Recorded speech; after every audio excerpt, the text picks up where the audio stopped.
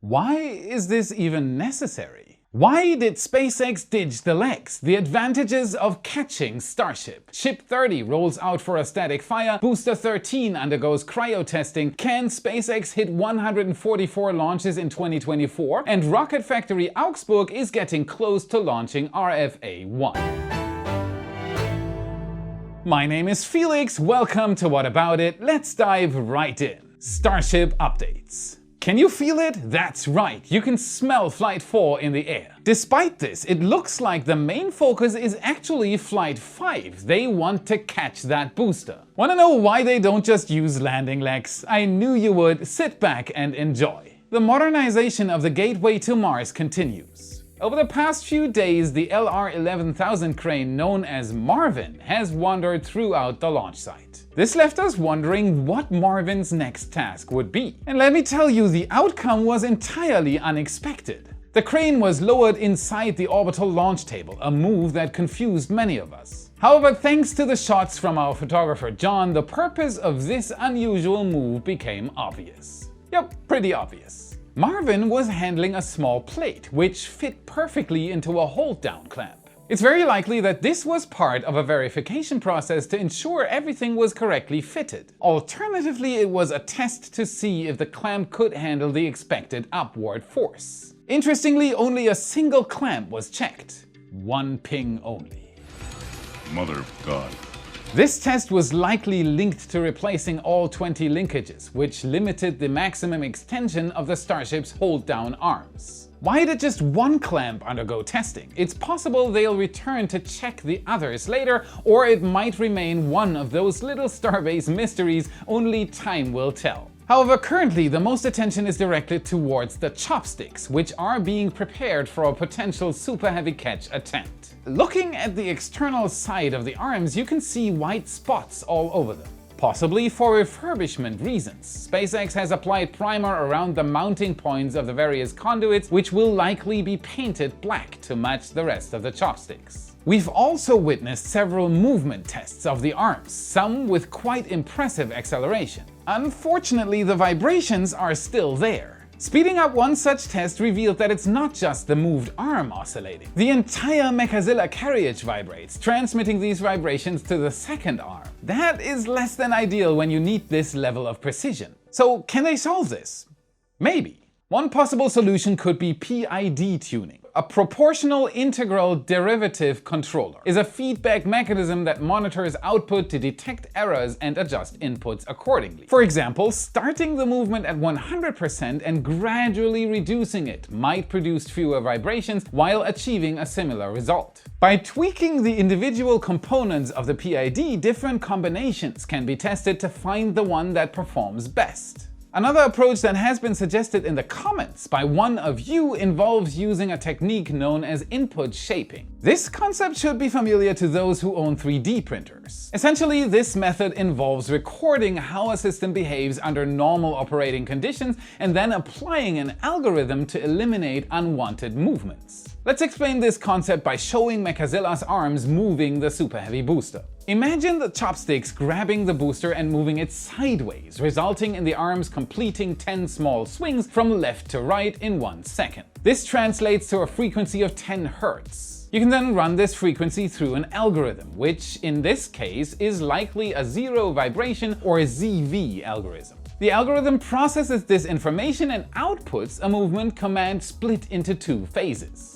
In the first phase, the chopsticks move to the right for 1 second, just like they would without shaping. Immediately afterward, the system switches to moving them to the left for 1/10 of a second, repeating the move in the same interval as the vibrations. Without input shaping, the arms would simply wobble. However, with input shaping, the arms want to move to the right, while the hydraulics move them to the left, which cancels the movement altogether. To give you an analogy, this process is similar to how active noise cancelling technology works in wireless headphones. These headphones use microphones to detect ambient noise and produce a sound wave that is the exact opposite of the detected noise. When the opposing sound waves meet in your ear, they cancel each other out, resulting in no sound at all, which is what we want: sweet silence. While input shaping is a possible solution, it is not the only option available. Mechazilla could also use actuators to push the arms in the opposite direction to dampen vibrations, but that would require extensive hardware modifications. A problem with all these methods is that the counter movement must be quick and precise. I have no clue if it's even possible to do this with such a large system as the Mechazilla arms at Starbase. However, it looks like SpaceX already figured out what to do to minimize vibrations a long time ago. If we look at the LC-39A Starship tower, we can see that its arms are significantly shorter than those at Starbase, by about 10 meters or 33 feet. This change is now starting to make a lot more sense. Shorter arms will allow them to close them more quickly and significantly reduce the wobble. The trade-off, however, is that the precision required during the actual catch will become even more critical. For this reason, we will likely see similar shorter arms installed at the second Starbase tower. What do you think? Are the vibrations a serious concern? Let me know your opinion in the comments. Before we continue with the news, here's a word about internet privacy. I wanted to share with you all a really cool tool I use for wise remote work, Surfshark VPN, today's sponsor. As a remote worker, Surfshark VPN is my go-to for shielding against online threats. It encrypts my connection, securing my browser and company information, even on public Wi-Fi networks. Surfing the web is safe thanks to Surfshark's incorporated antivirus. It keeps my device clean and guards me from snooping malware and viruses. I take advantage of the identity protection features for the real-time breach alerts and alternative ID. With alternative ID, I can create new online identity using a proxy email that guards my information from leaks and spam. The breach alert notifies me instantly of any online data leaks, allowing me to secure my accounts immediately. If you're like me and value security while working remotely, I highly recommend giving Surfshark VPN a try. Stay safe and productive. Secure your privacy with Surfshark. Enter coupon code Felix for an extra 3 months free at surfshark.deals/Felix. Surfshark. Surf with your own set of rules. Additionally, some of you have questioned why SpaceX wants to catch the prototypes in the first place. Wouldn't simply landing legs be a better solution?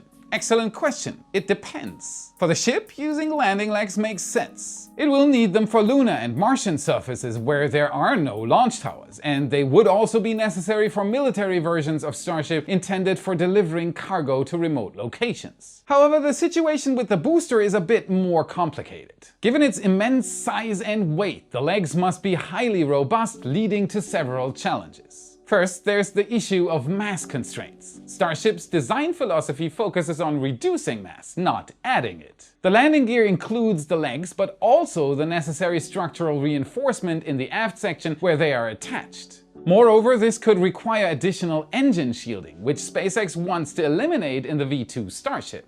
Landing the booster would also require a special landing zone. Then the booster would have to be lifted by a crane, placed on a transport stand and moved back. Same for the ship, and they'd both land in short succession, so there would be 2 landing zones for one launch. This doesn't sound like rapid reusability. Add to this the fact that landing legs will eventually break, and you've got yourself the opposite of a system allowing quick reuse. Keeping the philosophy of rapid reuse and not just reuse in mind, catching is the way to go. But there's one more thing. A topic that often surfaces in the comments is the concept of a dedicated catch-only tower. So what about it? Why risk damaging the main launch tower when a separate tower could be built specifically for catching prototypes? After all, it would solve one big problem. What if the prototypes crash into the launch infrastructure? We're talking long delays if that ever happens. A compelling argument can be made for such a tower, however, it's probably not the best solution. One significant issue is how quickly it would become obsolete. After a few catches, such a tower will no longer be needed. However, even without the launch table, building one would take at least a few months and drive costs up by more than just some pocket change. More importantly, securing the necessary permits for such a structure is a lengthy and complex process, making it inefficient if intended for only a few uses. Some might say that you could add launch capabilities later, but at this point, why not just build a full-blown second launch tower?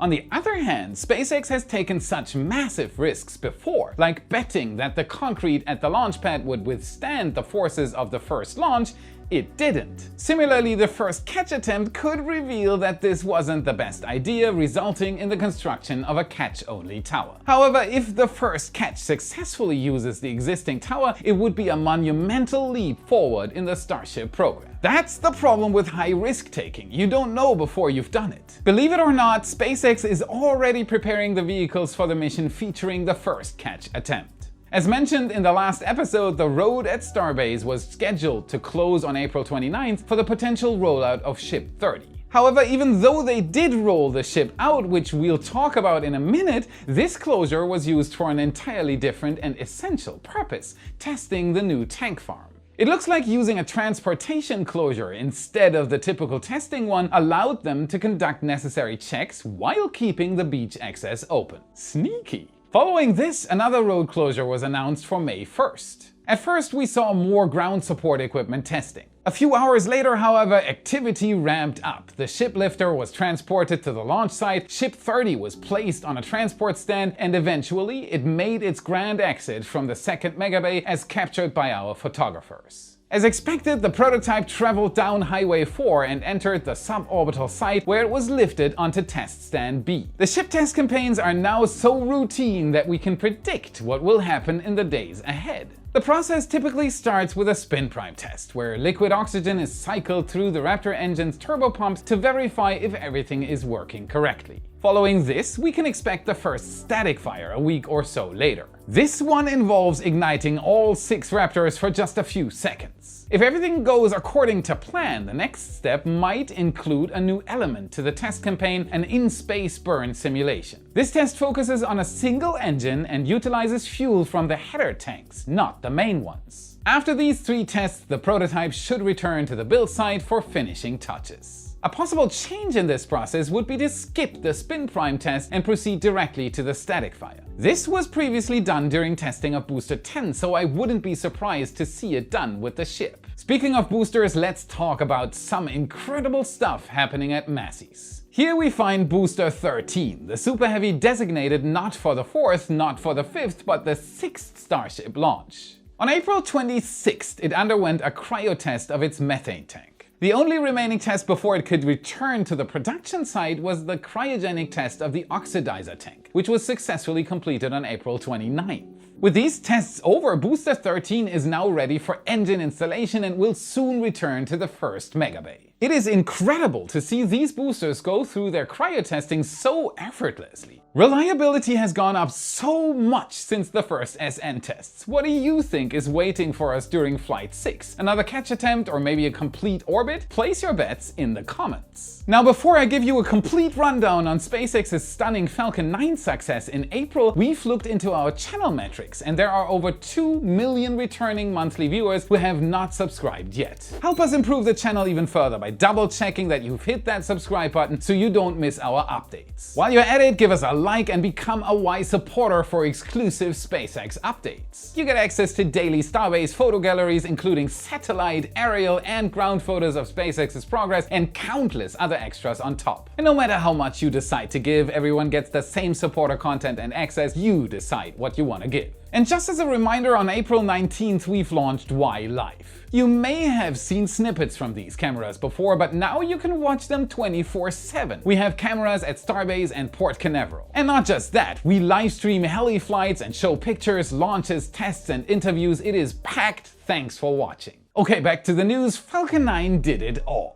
We often focus a lot on Starship here, but let's not forget that SpaceX has another workhorse in its stable, Falcon 9. Covering every single Falcon 9 mission in detail would be quite the challenge, so let's be smart about it. Here's a complete rundown of what happened in April. First, preparing Falcons for launches has become so streamlined that SpaceX achieved 12 launches in a month. And that is for the second consecutive month. Most of these carried Starlink, 9 launches to be precise. These missions added 204 V2 mini satellites to the constellation, bringing the overall count to 6,300 satellites. At this point, most of what's flying around our planet is SpaceX made and delivered. But it's not just Starlink getting a ride on the Falcon 9. Early in April, we saw the first bandwagon mission from SpaceX. For those of you keeping an eye on the small satellite market, you might be familiar with SpaceX's SmallSat rideshare program. The goal of this program is to launch multiple smaller satellites in one go, often providing the only affordable way to space for many startups. Previously, SpaceX only offered the transporter missions, bringing satellites to a sun-synchronous orbit, an inclination of about 99 degrees. Bandwagon, on the other hand, is the company's answer to the demand for rideshare missions at medium inclinations, in this case 45 degrees.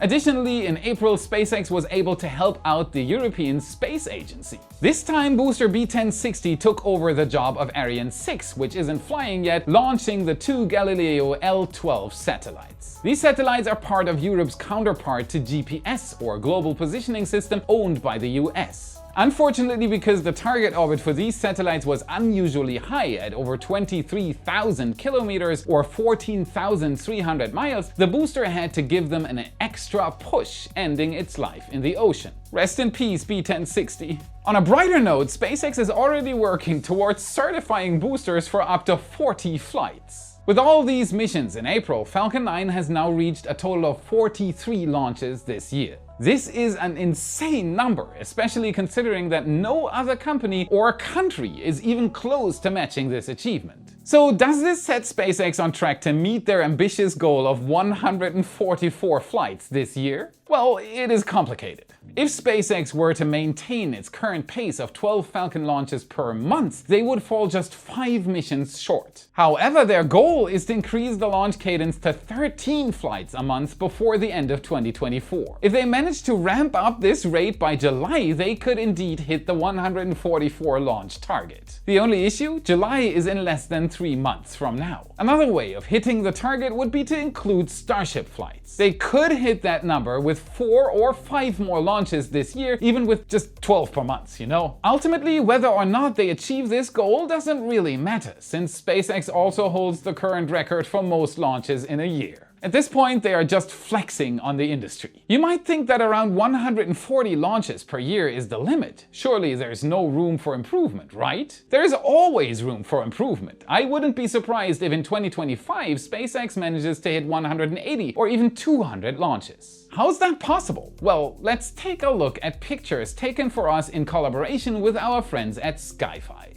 What you're looking at on your screen now is a segment of Vandenberg Space Force Base. Launch sites mostly take up this base's coastline. Let me give you a better idea of what you're looking at. For example, you can see Slick 3E, which was previously used by ULA for Atlas V launches and is now being modified for future Vulcan Centaur missions. Right next to it are Slick 4E and LZ4, which SpaceX utilizes for Falcon launches and landings. However, if you shift your gaze slightly south, you'll find Slick 6. This launch site was formerly used by ULA for Delta IV launches, but last year something significant changed. SpaceX took over the lease. They are currently modifying the site with plans to have it ready for Falcon 9 launches in 2025 and Falcon Heavy launches the following year. There are also rumors that a new autonomous drone barge is in production. SpaceX already has 3, but adding a 4th would significantly enhance its launch flexibility. On top of changes at Vandenberg Space Force Base, SpaceX also wants to take over Slick 37 at Cape Canaveral from ULA. 2 new pads. As you can see, despite the ongoing development of Starship, it is clear that Falcon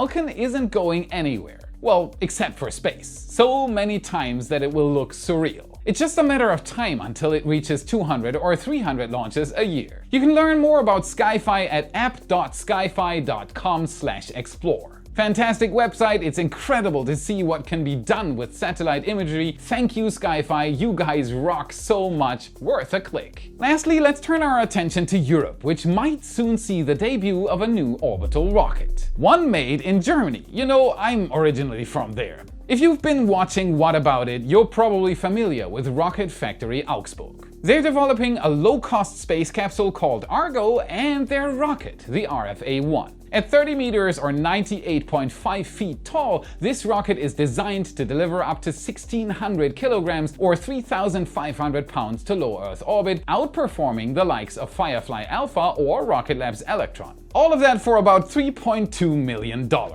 Not quite as cheap as a bratwurst and a beer, but dirt cheap for 1.6 tons to LEO. In 2021, RFA became the first European company to develop and test a staged combustion engine. They've since moved on to building and testing prototypes of the first and second stages. Recently in April, after a suspicious period of silence, the team at RFA started integrating 5 Helix engines into the first stage of their rocket. Could have named it Felix. It was then packed up and shipped to Scotland's Saxonford spaceport, which recently received a range license allowing it to operate as an orbital launch site. It's almost time. Upon arrival, the first stage was moved to RFA's launch pad, and it is now set to undergo a hot fire test campaign. After this, it will likely receive an additional 4 engines along with the second stage and the payload. Currently, the launch of RFA One is scheduled for this summer, though there are rumors that it might slip to Q4 of 2024. Nonetheless, this could be the year we witness the debut of a rocket that will revolutionize the European launch market. Go RFA! That's it for today. Remember to smash that like button, subscribe for more awesome content. This is what fuels the algorithm and helps us immensely. Check out our epic shirts in your favorite Space Nerd store. A link is in the description. And if you want to train your space IQ even further, watch this video next to continue your journey. Thank you very much for watching, and I'll see you again in the next episode. It's very likely that this was part of a